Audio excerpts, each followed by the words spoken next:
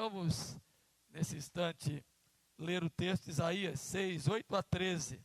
Nós já vimos aqui sobre a contemplação, a maneira como Isaías viu o Senhor em sua santidade, a introspecção dele, a maneira como ele se enxergou diante dessa santidade de Deus, a percepção que ele teve da glória do Senhor enchendo a casa, o templo, a terra.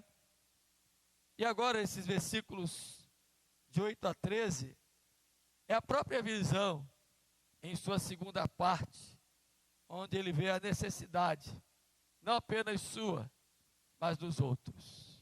Diz assim o texto sagrado, acompanha aí em sua Bíblia. Depois disto, ouvi a voz do Senhor que dizia: a quem enviarei? E quem há de ir por nós? Disse eu: eis-me aqui, envia-me a mim. Então disse ele: vai e diz a este povo: ouvi, ouvi e não entendais. Vede, vede, mas não percebais. Torna insensível o coração deste povo, endurece-lhe os ouvidos e fecha-lhe os olhos, para que não venha ele a ver com os olhos, a ouvir com os ouvidos e a entender com o coração, e se converta e seja salvo. Então disse eu: até quando, Senhor? Ele respondeu: até que sejam desoladas as cidades, e fiquem sem habitantes as casas, fiquem sem moradores, e a terra seja de todo assolada. E o Senhor afaste dela os homens, e no meio da terra seja grande o desamparo. Mas se ainda ficar a 10ª parte dela, tornará a ser destruída, como terebinto e como carvalho, dos quais, depois de derribados, ainda fica o toco. Assim, a santa semente é o seu toco. Amém. É comum a gente conhecer só a primeira parte da visão de Isaías, né? Que vai até o versículo 7. Em regra, a segunda parte do capítulo 6 de Isaías, a gente não lê, e a gente nem lembra o que está ali posto.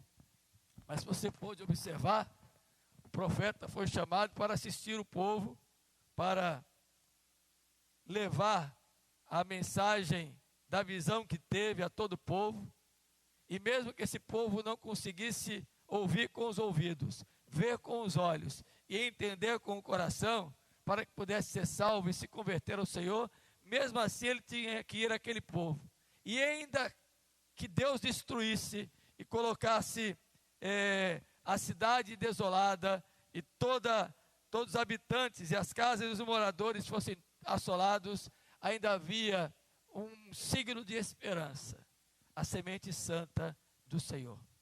Isso nos leva a entender justamente que o Senhor Deus, Ele salva aqueles que lhe pertencem, aqueles que são dele, a semente santa, ainda que em meio a tanto endurecimento, a tanta falta de entendimento, compreensão, a tanta surdez espiritual, a tanta cegueira espiritual, a tanta dureza e de corações empedernidos, diante de toda a desolação, ainda há um lampejo de esperança, a semente santa do Senhor.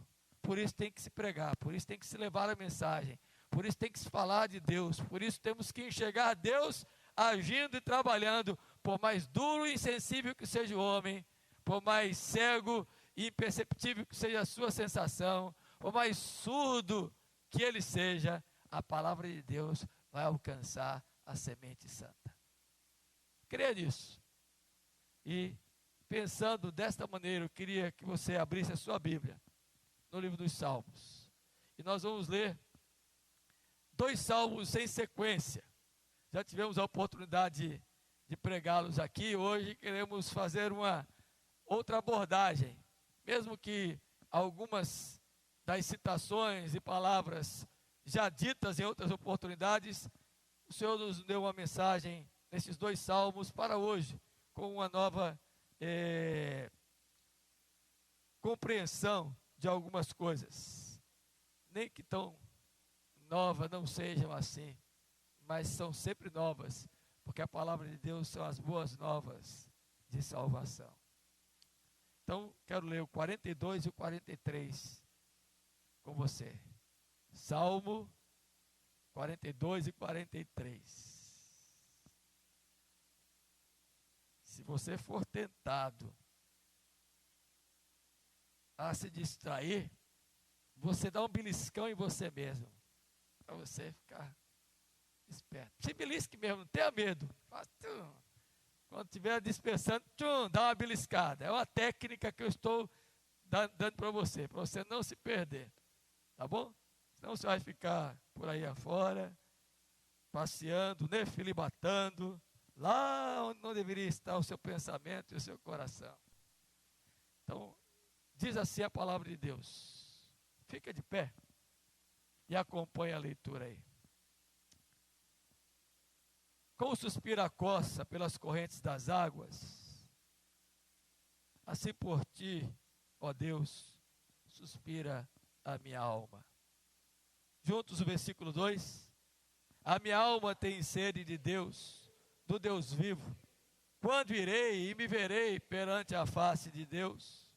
As minhas lágrimas têm sido o meu alimento, dia e noite, enquanto dizem continuamente: o teu Deus onde está?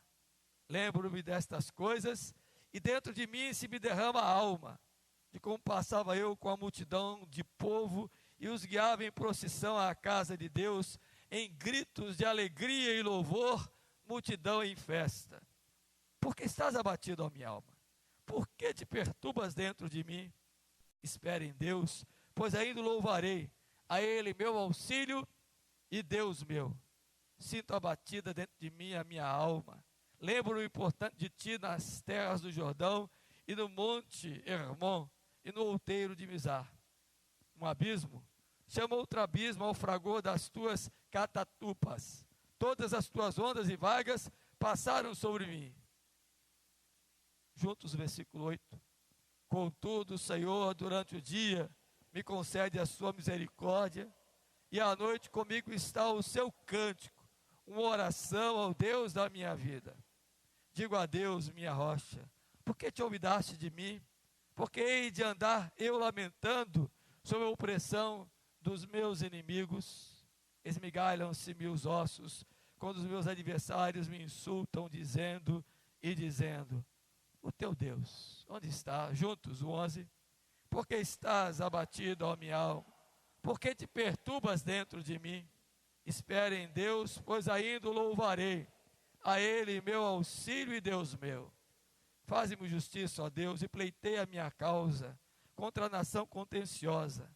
Livra-me do homem fraudulento e injusto, pois tu és o meu Deus, o Deus da minha fortaleza. Por que me rejeitas? Porque hei de andar eu lamentando sob a opressão dos meus inimigos. O 3 juntos, em a tua luz e a tua verdade, para que me guiem e me levem ao teu santo monte e aos teus tabernáculos. O 4, então irei ao altar de Deus que é a minha grande alegria. Ao som da harpa eu te louvarei, ó Deus, Deus meu. O 5, porque estás abatido, ó minha alma, porque te perturbas dentro de mim. Espere em Deus, pois ainda eu louvarei, a Ele meu auxílio e Deus meu. Amém. Ó Deus, ajuda-nos nesta hora a entender a Tua palavra e a enxergar além da letra, tendo a visão da nossa necessidade, mas também da necessidade dos outros. Nós oramos em nome de Jesus. Amém. Amém. Pode sentar. Meu irmão, minha irmã, você sabe que o livro dos Salmos é o livro das canções e o livro das orações do povo de Deus. É uma coletânea de algo que faz parte da alma humana, de suas percepções, de suas emoções, de suas sensações, de seus dramas, de suas angústias, de suas alegrias, de suas constatações, de suas perplexidades, de suas indagações, de seus males, seus pecados. O livro dos Salmos é como que a exposição da alma, em várias vertentes. E há salmos de todo tipo e para todas as formas. Há salmos que podem ser entoados como salmos de louvor a Deus, salmos de reconhecimento do que Deus faz e de engrandecimento, de bendizer ao seu santo nome. São salmos de celebração, são salmos de alegria. Um dos mais conhecidos deles é o Salmo 100, que vocês conhecem de cor. E se Moab der o tom aqui em Mi maior, a gente puxa, né? Quando diz assim, celebrai com júbilo ao Senhor, celebrai todas as terras, celebrai com alegria. Quer ver? Olha só como é. Celebrai com júbilo ao Senhor.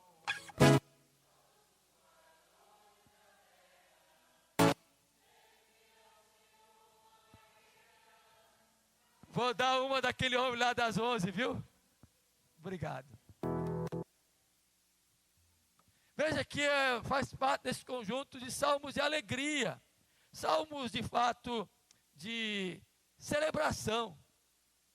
E a exposição de toda a alegria que vai no ser de alguém que está contente, de alguém que está, de fato, querendo expressar esse sentimento. Nós temos salmos também que são considerados salmos de confiança, salmos de esperança, salmos de pessoas que entendem que Deus iminentemente é o seu socorro, é o Deus que cuida de nós. E aí nós temos uma lista muito grande desses salmos que nos mostram a intimidade com Deus. Um dos mais conhecidos são os salmos 103 e 104, que falam de bendizer ao Senhor, da nossa alma bendizer a Deus, e não se esquecer de nenhum dos seus benefícios, porque Ele é quem sara, Ele é quem cuida, Ele é quem cura de nós. Temos os salmos reais, que são salmos que fazem parte da visão do salmista, do poeta, a respeito da realeza do Senhor, como os salmos 20, 21, 22, 23 e 24, inclusive o 20 diz assim, celebraremos com júbilo a tua vitória. Você conhece esse? Perguntei a Moab João, ele disse que não sabia, que eu ia cantar ele. Mas temos o 24, né? Que fala da entrada do Senhor da glória. Quem é esse Rei da glória? Que você sabe, não sabe? Não? Entrai por suas portas e celebrai. Hã? O Senhor é forte e poderoso. Quem é o Rei da glória? O Senhor, nosso Deus. Olha que cântico bonito. Conseguiu? Os Kinder Ovos vão sempre aparecer. Eita, aí, tá vendo? É esse mesmo. Não deu para cantar, mas é este. Temos os salmos, queridos, que são os salmos sapiensais e didáticos. São salmos de orientação, salmos de sabedoria, salmos que apontam como o sábio deve se comportar. São salmos que ensinam a maneira de se conduzir do povo, sua conduta e seu comportamento perante os outros povos. Temos os salmos de peregrinação, aqueles salmos que contam ao tempo em que o povo de Deus caminhava na jornada pelo deserto e chegando à terra prometida, ou mesmo os salmos de volta do cativeiro, de regresso à cidade santa, de volta ao caminho do Senhor. Salmos que são salmos mistos, salmos que são acrósticos, e dois deles são os mais conhecidos, o 19 e o 119. E o 19 diz, Mi maior.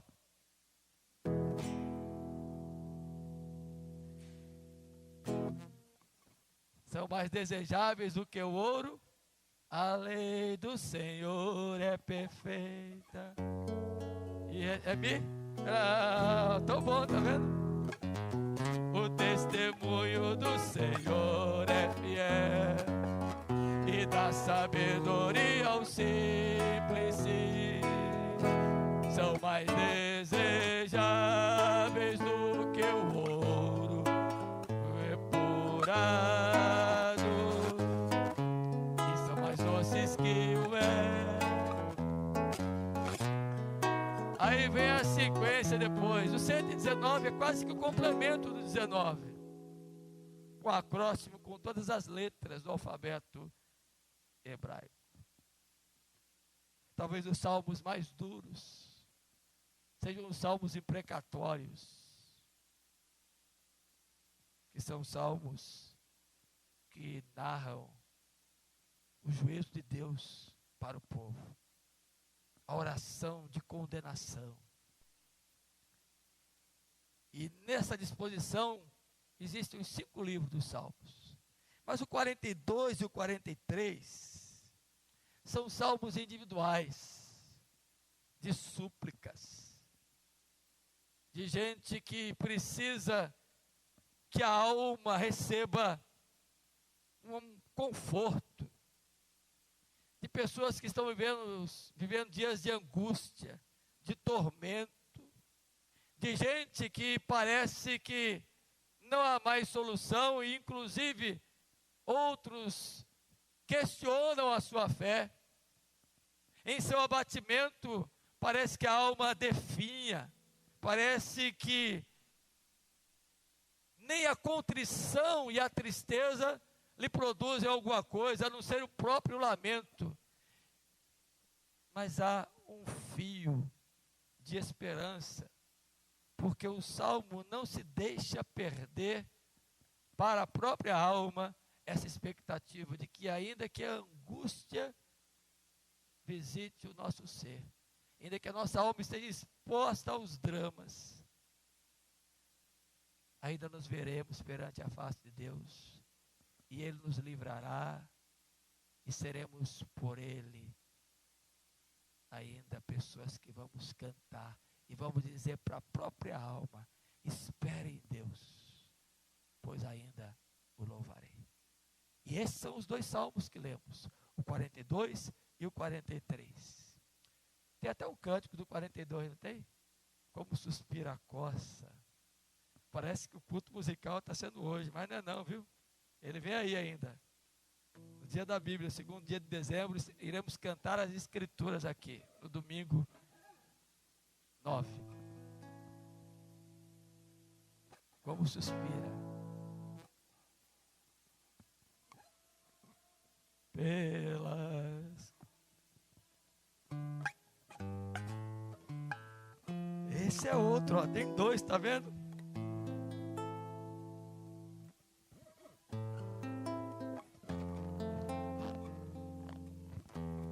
Meu alimento.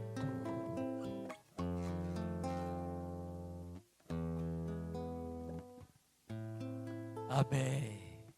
Então os Salmos 40, obrigado, Moabão. Os Salmos 42 e 43 são um poema em conjunto. O 42 descreve a alma que anela, que anseia por Deus. O 43 descreve a alma que anseia e anela pelo templo, pela casa de Deus. E essas duas vertentes estão em todo o Salmo, que tem um estribilho em comum entre eles, que são os versos 5 e 11 do 42 e o verso 5 do 43, que afirma sobre esse abatimento, sobre esse momento da angústia da alma, mas que traz esta esperança que a alma deve ter, que traz esse fio tênue que há em nós em relação aos nossos dramas e à necessidade que temos de Deus, às nossas angústias e a esperança de sermos livres, aos nossos anseios, mas ao nosso anelo também por Deus e por sua casa. O crente não pode jamais perder de vista isto, podemos tirar algumas lições desses salmos para nós nesta noite. Primeira lição que a gente tira está aí no versículo número 2. É saber que nós apareceremos e estamos diante de Deus.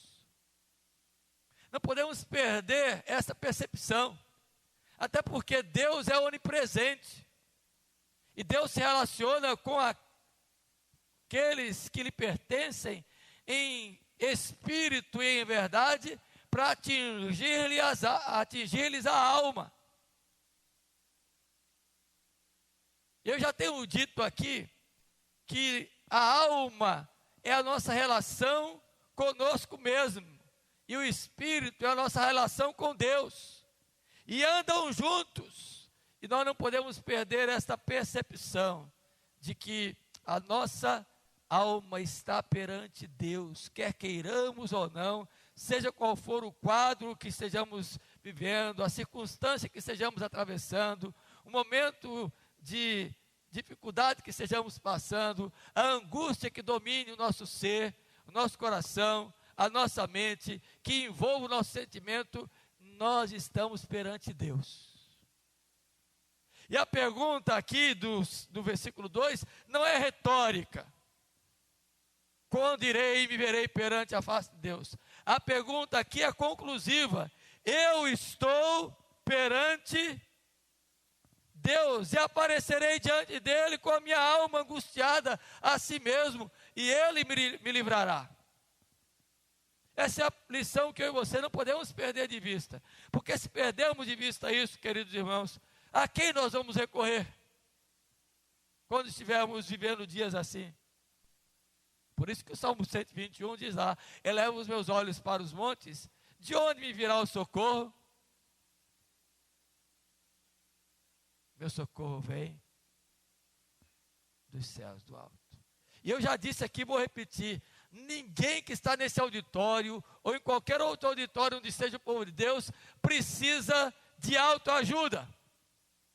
Portanto, livre-se daqueles livros de cabeceira que você tem lido aí, de autoajuda. Você precisa, quando estiver assim, de ajuda do alto.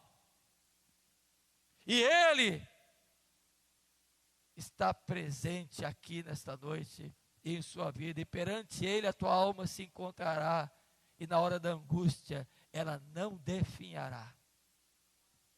Amém? Ainda que você possa se sentir definhando, inclusive se alimentando da sua própria angústia, com choros e mais choros, o Senhor está presente.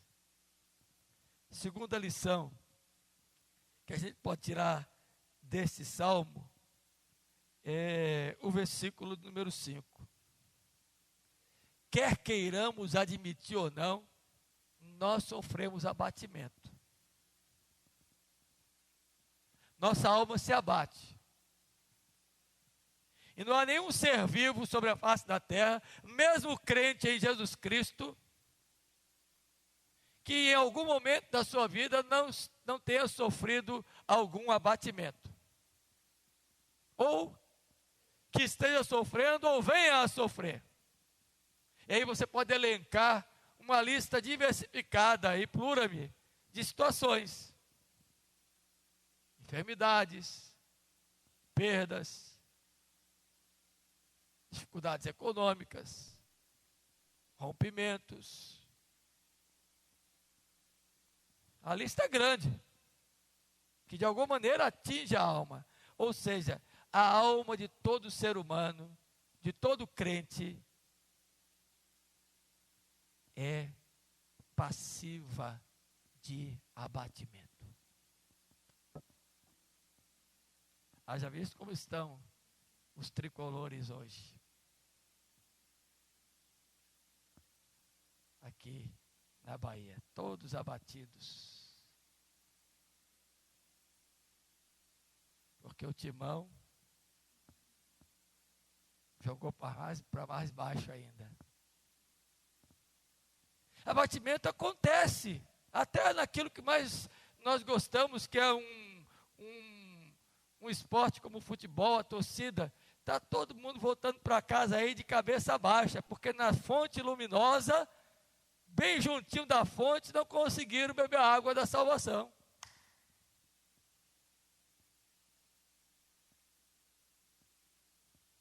Veja que a gente pode alistar aqui, elencar uma série de situações que abate a nossa vida. E pior é quando o camarada fica abatido por causa disso. Isso é que é terrível. Porque não devia se abater por conta dessas coisas. Porque isso não vai trazer nada para você, nem de mais nem de menos. Agora imagine os outros pontos que nos abatem. Aí é que é perigoso, aí que é problema. Então tome esta consciência. Eu vou dizer uma coisa para você, meu querido, minha querida, nesta noite. Nesse versículo número 5, alguns aspectos que devemos tomar como percepção convicta de que somos passivos de abatimento.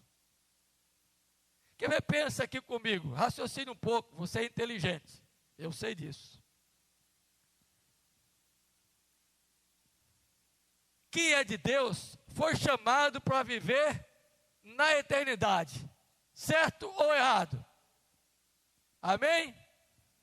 Isso é certo. Quem é de Deus tem que ter essa convicção, essa certeza no seu coração. Não pode perder isso de vista. Segundo, quem é de Deus certamente tem a sua mente, sua alma, seu coração firmado aonde? Nele. Não pode perder de vista isso. Mas por outro lado, há o outro lado da moeda. Você certamente tem um aspecto que não pode sair da sua mente. Sabe qual é? É que sua mente, seu coração, seu próprio corpo, todo o seu ser está constantemente submetido a pressões.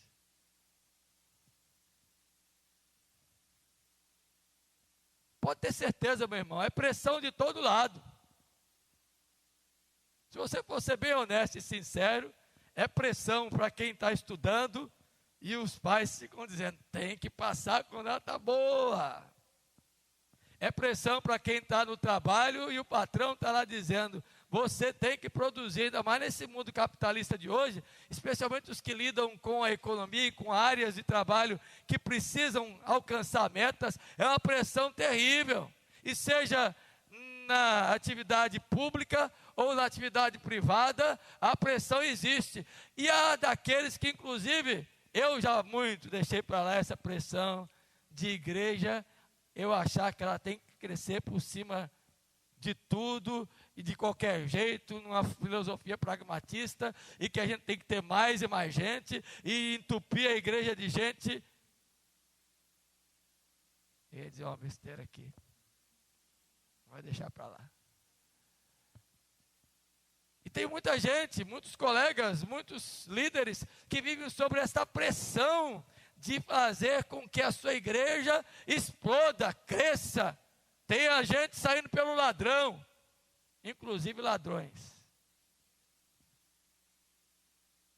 A pressão é em todo lado, em todo nível, não se iluda. É pressão sentimental, de gente que cobra do outro, na relação interpessoal, uma devolução, uma entrega, uma correspondência, uma relação que seja mais paritária, que sinta a mesma coisa, sendo que são seres distintos, diferentes. Não somos obrigados a sentir a mesma coisa, nem o mesmo nível, nem na mesma dimensão do outro. Não se iluda, isso é pressão. E eu vou parar de alistar aqui, porque senão eu vou dizer coisa até que não tem a ver com nada. Então saiba, você é de Deus, pertence a Ele, Deus é o teu socorro, mas você tem a alma aqui, seu corpo vive aqui, as tensões são vividas aqui, você tem certeza da eternidade, mas você ainda não chegou lá, vai passar por aqui, passa por aqui, atravessa esse mundo, e é aqui que as tensões são vividas. É uma lição que você não pode perder deste salmo. Terceira lição. Já estou indo para os finalmente. O versículo 5 fala desta pressão, e o versículo 6 diz como ela está abatida, a alma,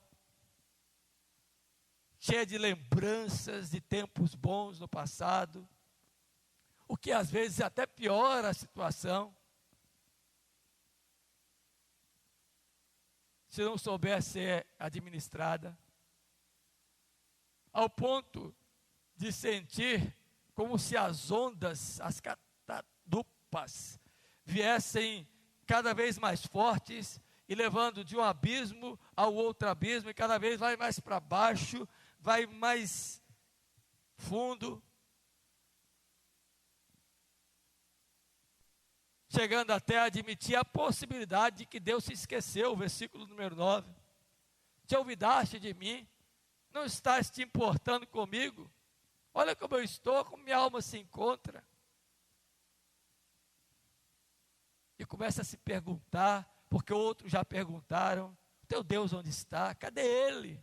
Que não aparece. E já viu no versículo 2 que Ele aparece sim, Ele está presente conosco na angústia. Mas a terceira lição que eu quero que você tire está aí no final do versículo 5, no final do versículo 11 e no final do versículo 5 do Salmo 43, que traduzem, queridos irmãos, a postura de não ficarmos impassíveis, inertes, inativos diante de tal situação. Você não pode permitir que sua alma fique impassiva, inerte, sem ação alguma diante desta situação e deste quadro. Não pode se permitir ser totalmente tomado pelo abatimento. Inclusive o Salmo 43 é o salmo que traz a libertação da angústia. E é algo que termina o Salmo 43, como termina o Salmo 42, no versículo 11, com a certeza de que Deus vai trazer de volta o louvor, o bendizer e a alegria, porque livrará a alma do abatimento. São essas três lições que eu queria que você saísse daqui nesta noite guardando. Agora eu quero concluir fazendo uma aplicação para você. Como lidar para que essas coisas que eu não posso perder de vista me ajudem nesta hora, quando o viés da angústia, do abatimento bater em nossa vida? Algumas lições práticas para você. Primeiro,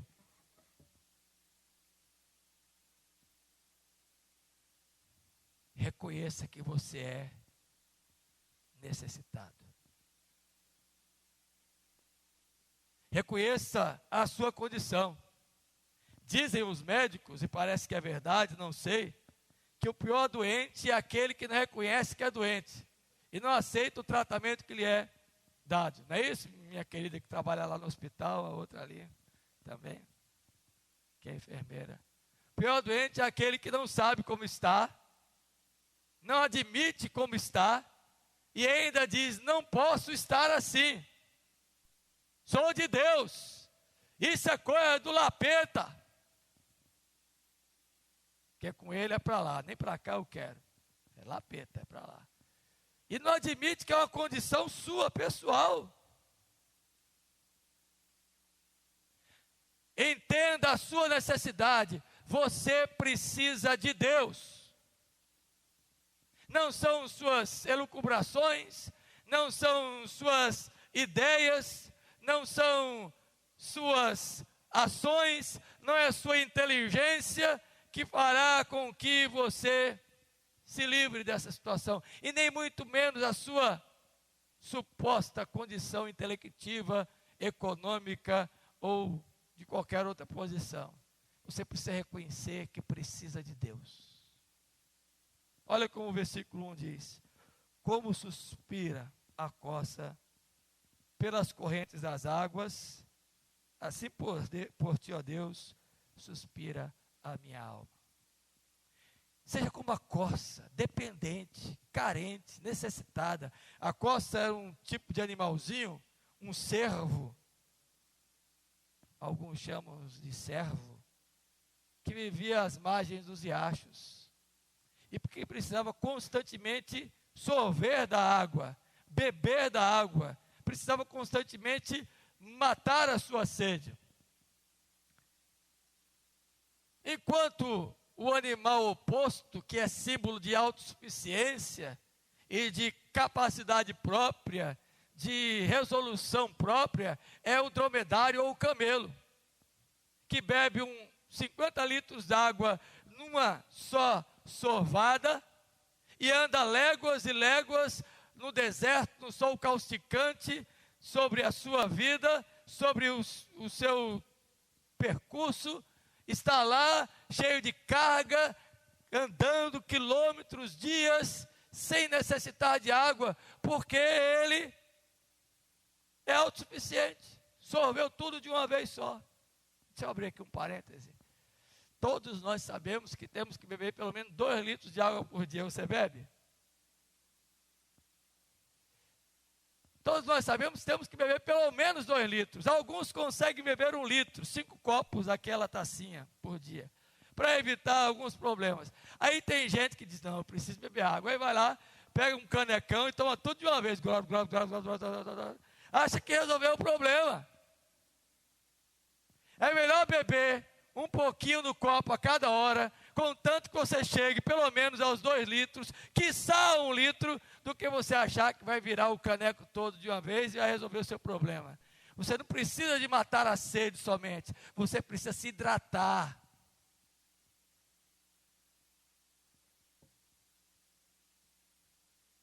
Nós precisamos de Jesus, que é a água da vida. E a própria fonte da água da vida é Ele. Ele disse, eu sou a água da vida. Quem beber de mim, jamais terá sede. E foi esse o diálogo dele com a mulher samaritana, lá no poço de Jacó. Lembra? Ah, mulher, se tu soubesses quem está pedindo água a você, a ti, ele te daria água, e você jamais teria sede outra vez. E Jesus, a gente não bebe de uma vez, só naquele dia que aceitou, disse, eu creio nele, tenho Jesus e pronto, e vai viver lá longe dele, não. Jesus é para beber todo dia, toda hora, beber da água da vida, todo instante. Amém? Segunda lição prática para mim. Versículo de número 2. A minha alma tem sede de Deus, do Deus vivo. Quando irei, me verei perante a face de Deus. Segundo, você tem que ter no coração essa iniciativa, mesmo no abatimento, querer estar diante de Deus. Um dos maiores problemas do cristianismo contemporâneo, diferentemente do cristianismo lá da Idade Média, onde havia muita perseguição, muito sofrimento, muito separatismo, é que hoje as pessoas só buscam a Deus quando estão precisando. Se esquecem de Deus na outra hora. E o que é pior, quando estão bem, por não buscarem a Deus, quando chega a hora da angústia, mesmo precisando, não o fazem. Conheço inúmeros casos de pessoas que foram para longe, porque não conseguiram solucionar o drama da alma, não conseguiram diluir, também não bebem da fonte da vida, não vão conseguir diluir as situações, e vão para longe de Deus. E longe de Deus só há miséria, longe de Deus só há inanição, longe de Deus só existe morte. Morte de nosso ânimo, morte de nossa disposição, morte de nossa vontade, morte de nossa motivação, morte da alegria. Longe de Deus só existe isso. Terceira lição.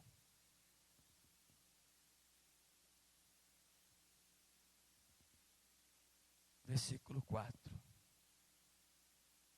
Lembro destas coisas, se dentro de mim se me derrama a alma, como passava eu com a multidão de povo, e os guiava em procissão à casa de Deus, entre gritos de alegria e louvor, multidão em festa. Lembre-se, querido, dos tempos, querida irmã, querido irmão, dos tempos de alegria e dos tempos que você estava na casa de Deus. Tenha esta lembrança como algo positivo para você. Não fuja de forma alguma de estar junto com seus irmãos no tempo da multidão em festa. Não sabemos qual a situação pela qual esse salmo foi escrito. A maioria dos salmos narra um episódio histórico de algum fato e acontecimento, especialmente os salmos de Davi, bem como os outros salmos também. Esse Salmo 42 e o 43, que é um poema conjunto, como já disse, não narra o momento histórico pelo qual esta oração, esta poesia foi composta. Sabemos que os filhos de Coré, ou os filhos de Corá, de onde vem a descendência, começaram a exercer as funções de levita no templo. E outros salmos são colocados para eles. Possivelmente, eles eram aqueles que ministravam no templo os louvores. Supostamente, então, aqui é uma inferência, não é nenhuma dedução que possa comprovar-se historicamente sobre um fato. Agora, no tempo do cativeiro, longe do templo, longe do ajuntamento solene, longe da multidão que cantava e celebrava com alegria, ele agora se encontrava, sua alma estava abatida.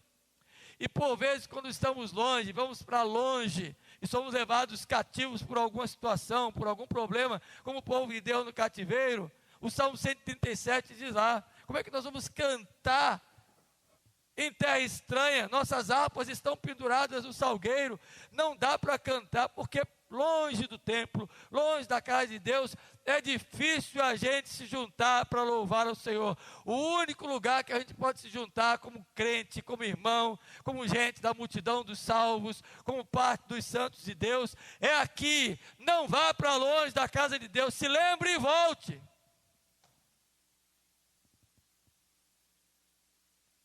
E as pessoas ficam procurando lugares onde possam encontrar esta alegria. Eu quero lhe fazer uma pergunta sincera nesta hora. Responda para você. Você consegue se alegrar com o estranho? E partilhar com ele alguma coisa assim? É alegria. Você consegue? Livrando o estádio de futebol, se você estiver na mesma torcida, e na hora do gol, se eu fizer o gol, todo mundo se abraça. Mas não estou falando dessa alegria aí, da psicologia coletiva, de grupo, não. Estou falando de uma alegria interna, interior, de alguma alegria da alma, ou mesmo de uma necessidade da sua alma. Você chega ali na estação da Lapa, ou na estação do Iguatemi, ou dentro do ônibus, ou em qualquer outro lugar, e você partilha com o estranho?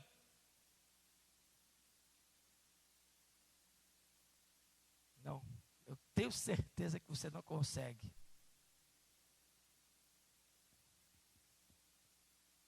Aí as pessoas ficam mudando de galho em galho, indo para vários lugares. Não, o que importa é a multidão em festa lá. Só que chegam no lugar, entram e saem, não conhecem ninguém, não é conhecido, no máximo é aquela saudação de visitante que a gente faz aqui na hora do anúncio, e talvez quando passe na porta, nem lhe cumprimentem mais, você vai embora e não volta. Sabe onde é que você divide as suas sensações, suas tristezas, suas alegrias, suas celebrações? É no grupo, é na multidão do povo em festa, entre gritos de alegria e multidão em festa. É com quem você conhece, é quem conhece o seu cheiro, é quem sabe do seu olhar, é quem sabe dos seus trejeitos, é quem divide com você momentos especiais. O lugar estranho não é o lugar de você retomar a alegria. Lembre-se de onde o Senhor falou contigo. do lugar onde você caminhou com a multidão em festa, do lugar em que você gritou de alegria em muitos momentos com aqueles irmãos, porque na hora da angústia eles estarão com você também. E por fim, eu quero finalizar. Ore a Deus. Versículo 8. Há uma conjunção adversativa, temporal, nesse versículo. Contudo, o Senhor durante o dia me concede a sua misericórdia, e à noite comigo está o seu cântico, uma oração ao Deus da minha vida. Apesar de toda essa situação, ore ao Senhor. Porque se você não fizer isso, meu irmãozinho, minha irmãzinha,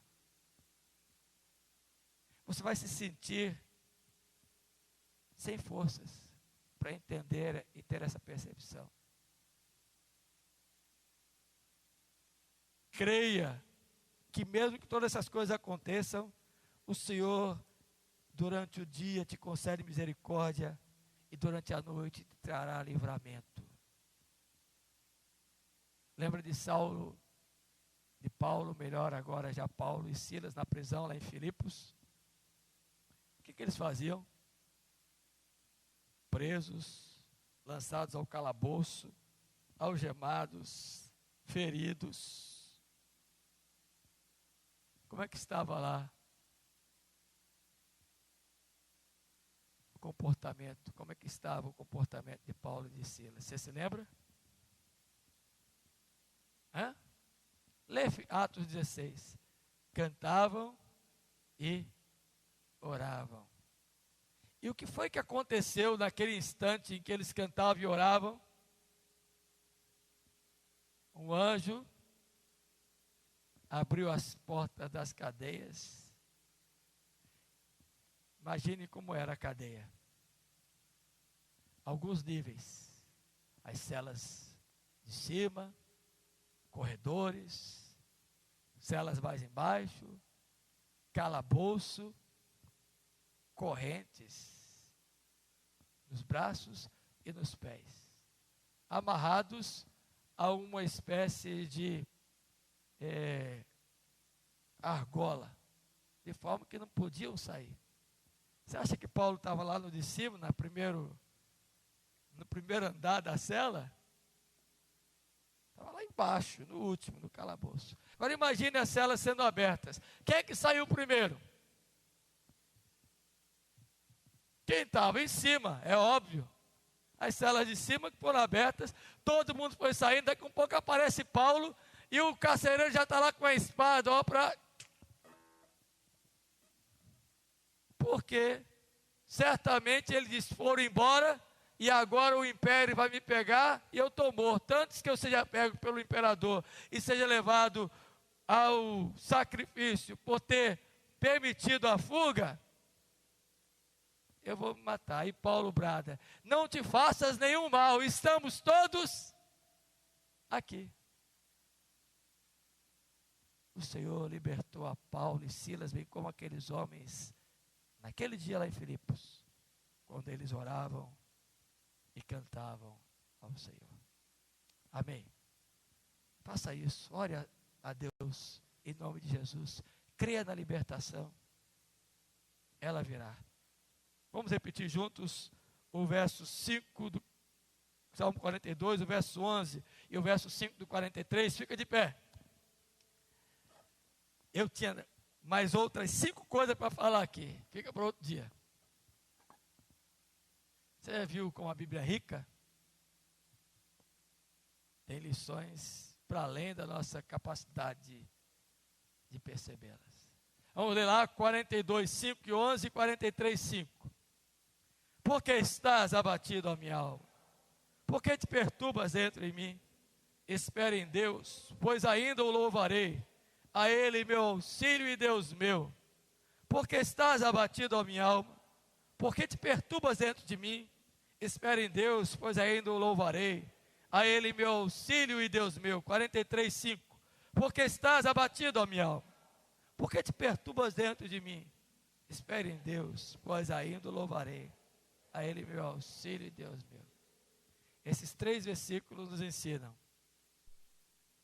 que devemos esperar no Senhor, devemos louvar ao Senhor, porque o auxílio dele está chegando. Que Ele nos abençoe. Tem um aí? Cântico?